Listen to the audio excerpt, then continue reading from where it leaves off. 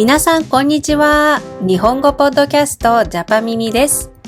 今日も一緒に日本語の耳を鍛えましょう。第29回のテーマは二重敬語です。皆さんは敬語を勉強したことがありますか？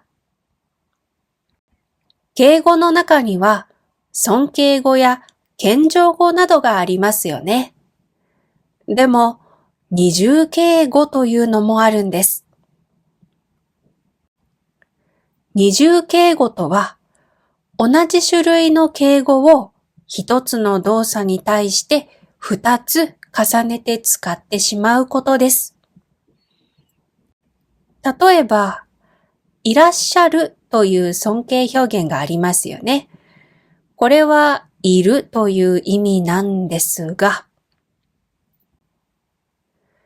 別の尊敬表現であるられると一緒に使っていらっしゃられるというと二重敬語になってしまいます。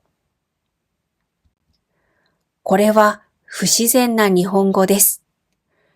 二重敬語は正しい敬語ではありません。一つの動作に対して尊敬語は一つで十分なのに、二つ使うと過剰でくどい印象になってしまいます。だから、いらっしゃるというだけで大丈夫なんです。これが正しい敬語です。実は日本人もよく間違えます。フォーマルな場面で丁寧に話そうとしすぎると二重敬語になってしまうことがあるんです。丁寧に話そうとして、敬語をたくさん使おうとして、敬語を使いすぎてしまうと間違いになるんです。皆さんに二重敬語を使ってほしくないと思ったので、今日のエピソードで一緒に練習したいと思います。大阪の出版社で働くキムさんと上司の森田さんの会話を聞いて二重敬語を探してください。今日の会話の中に二重敬語が3つ出てきます。しっかり聞いてくださいね。後で答え合わせをしましょう。ジャパミミ。会話を聞いて間違った尊敬表現を探してみてね。部長、今お時間よろしいでしょうか。新刊の件でご相談したいんですが。はい、今大丈夫ですよ。ありがとうございます。では、こちらのデザイン案をご覧になられますか？全体的には悪くないけど、タイトルのフォントが少し弱いかな。では、フォントを太めに変更する方向でデザイナーにお伝えしましょうか。そうですね。お願いします。承知いたしました。それから、著者の田中先生が、本の最後のページに写真を入れたいとおっしゃられていました。なるほど。特に問題ないと思いますよ。写真を追加する方向でいきましょでは、写真を何枚か選ぶために、田中先生のご自宅に伺う必要があるんですが、よろしければ私の方で明日お伺いさせていただきます。う。そうですね。では明日お願いします。はい。では、掲載する写真が決定したら、またご報告します。ジャパミミ。皆さん、二重敬語を3つ見つけることができましたか？今から答え合わせをしていきますね。まず、一つ目は、ご覧になられますか？これは正しい敬語表現ではありません。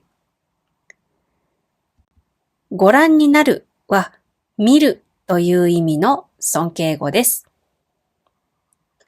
何々られるも尊敬表現なので、これは二重敬語ですね。正しい言い方は、ご覧になりますかや、ご覧いただけますかです。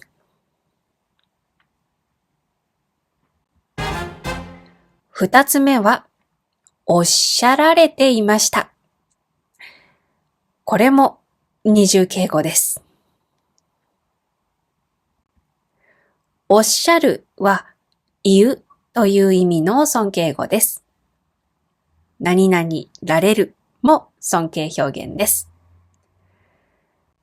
正しい言い方はおっしゃっていましたです。三つ目はお伺いさせていただきます。これも不自然な日本語です。伺うは行く、尋ねるという意味の謙譲語です。させていただくも謙譲表現です。正しい言い方はお伺いしますです。皆さんはいくつ見つけることができましたか？3つ見つけられた人おめでとうございます。見つけられなかった人はこの動画を巻き戻してもう一度聞いてみてくださいね。それでは最後に二重敬語を正しい敬語に直したバージョンの会話を聞いて今日のエピソードを終えましょう。さっきの会話には間違いがあるので真似しないでくださいね。今から正しい敬語を聞いて真似して練習してください。ジャパ耳。正しい尊敬表現に直したバージョンの会話を聞いてみよう。部長、今お時間よろしいでしょうか？新刊の件でご相談したいんですが。はい、今大丈夫ですよ。ありがとうございます。では、こちらのデザイン案をご覧いただけますか？全体的には悪くないけど、タイトルのフォントが少し弱いかな。では、フォントを太めに変更する方向でデザイナーにお伝えしましょうか。そうですね。お願いします。